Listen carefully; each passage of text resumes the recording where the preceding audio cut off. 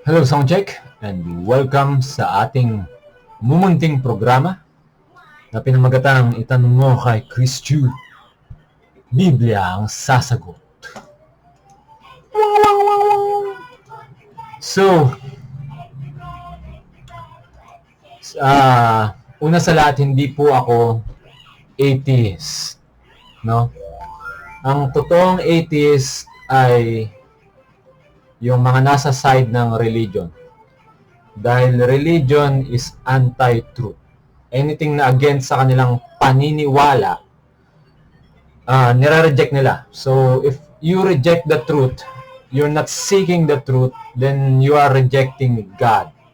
Because God is the truth. No? I am seeking the truth. So, pwede nating tawagin na nating mga sariling the truth seekers. Ang sumasubaybay. No? So, ang argument nakaraan is, ano ba talaga ang original? Hebrew ba o Greek text? Kasi kapag napatunayan na ang Hebrew ay isa lang sa mga forgery or translation from original Greek, then yung English versions ay mataas ang chance na mataas yung kanilang inaccuracy. No? So, kung nagbabasa ka ng Bible at hindi mo man lang hinanap yung original, then you're wasting your time. Well, may mapupulot kang mga aral, pero you're wasting your time kasi hindi mo alam yung totoong kwento. So, dito tayo kay Joshua. Anong tawag nila kay Jesus sa Old Testament? O nga pala, na-discuss ba natin na yung bakit si Jesus ay nasa Old Testament? Ganito, kapag si Jesus ay nasa Old Testament, ibig sabihin, walang Old Testament, walang New Testament, iisa yung kanilang timeline. No? Isang generation. Hindi sobrang tagal ang Old Testament sa time ng New Testament. Yun ang pahiwatig dito sa video natin. Ito, nakasulat na agad sa Greek. Jesus, nagkalat siya dyan sa Joshua. Chapter 6 tong binabasa ko. Jesus. Sa Hebrew, ang translation nila, Yeshua. Sino si Yeshua? Si Jesus. Sa English, anong translation? Joshua. Yan, Joshua. Anong ginagawa nila dito sa chapter 6? May ni-raid silang city, yung Jericho. Yun nga ba yun? Ni-raid nila. Ano yung ni-raid? Sinalakay. Para kunin yung silver, gold, vessels, iron, brass, at ilagay sa treasury ni Lord. Sino si Lord? Sa Hebrew, ang translation nila ay si Yahweh. Yun yung ginamit nila. Ang Yahweh sa Hebrew ay Diyos. Tawag nila sa Diyos. Pero sa Greek, ang isang kurios o kuryon ay isang parang general ng mga kataas-taasang leader. Ganyan. Boss ng daddy. Parang gano'n ang isang kuryon.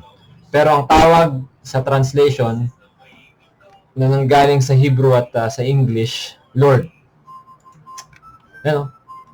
Sa Joshua 6:19, kinuha nila yung silver, gold vessel at nilagay nila sa treasury ni Lord. Oh, wow. And then, meron pang interesting part dito sa 21. No? Pakita natin yung 21. Si Jesus ang gumawa dito. No? Wait lang. Na-close ko. Si Jesus ay nasa 6:21 sa Joshua, pero sa translation, siya ay wala. Na-omit. Natanggal. Bakit? Well, ito isa sa mga ebidensya na may pinagtatakpan. Kasi sa 21, ang isa sa pinaka masaklap na ginagawa ng mga pirata, no, sa isang lugar na sinalakay nila. Pinatay, babae, lalaki, bata, matanda, kasama mga hayop, dumaan sa edge ng kanilang mga espada, with the edge of the sword. Isa siyang pirata. Mark 14, no? Mark 14, bakit siya hinuli? Kasi ang word sa Greek ay nagbibintangan siyang isang lestes, no? Kasi malupit yung parusa ng mga Romano sa mga ganito, sa mga lestes. Yung mga raider na tinatawag, yung mga mangangaso, magnanakaw. Pirates of Caribbean, Captain Jack Sparrow. This is the day that you always remember that you almost caught Captain Jack Sparrow. So, ayun lang. Dito tayo magtapos. Think about it. Ano ba talaga ang original? Hebrew? Gusto ko rin malaman, no? Kung kayo ay matindi ang inyong pananalig, ipagtanggol nyo. Pero kung wala lang kayong pakialam, i-cancel nyo yung mga sarili nyo. That's what these religious people do. They cancel things na hindi sang-ayon sa kanilang naiintindihan. And they don't even look at it. No, kung totoo man yung pinaniniwala nila. No. Religion is very important topic, no, na ma-expose. Kasi sila yung nagbi-breed ng mga taong hindi man lang inaalam yung kanilang mga kaalaman. Kung totoo ba o hindi. Hindi nila sinusubukang tingnan na baka mali sila. Diba? Ano to? Very damaging to sa society natin. Ngayon, dito natin tapusin. Kung si Jesus nga itong nandito sa Old Testament, then everything falls down. No?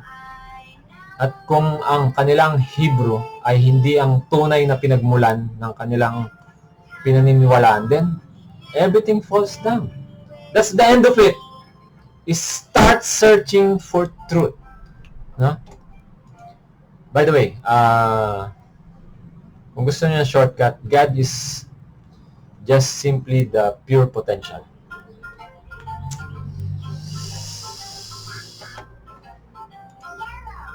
Salamat sa Diyos at sumainyo rin